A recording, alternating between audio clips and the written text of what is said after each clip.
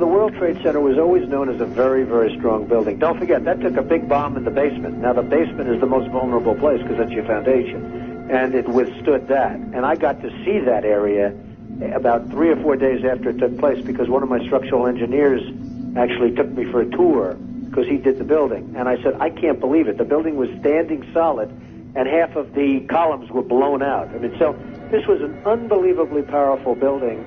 If you know anything about structure, it was one of the first buildings that was built from the outside. The steel, the reason the World Trade Center had such narrow windows is that in between all the windows, you had the steel on the outside. So you had the steel on the outside of the building. That's why when I first looked, and you had big, heavy I-beams, when I first looked at it, I couldn't believe it because there was a hole in the steel.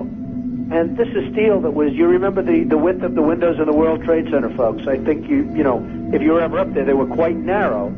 And in between was this heavy steel. I said, how could a plane, even a 767 or 747, or whatever it might have been, how could it possibly go through the steel? I happen to think that they had not only a plane, but they had bombs that exploded almost simultaneously, because I just can't imagine anything being able to go through that wall. Most buildings are built with the steel is on the inside around the elevator shaft. This one was built from the outside, which is the strongest structure you can have. And it was almost just like a can of soup. You know, Donald, we were looking at pictures all morning long of that plane coming into building number 2.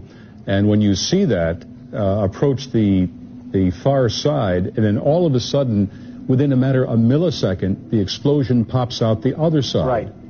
I just think that it was a plane with more than just fuel. I think, obviously, they were very big planes. They were going very rapidly because I was also watching where the plane seemed to be not only going fast, it seemed to be coming down into the building. So it was getting the speed from going downhill, so to speak.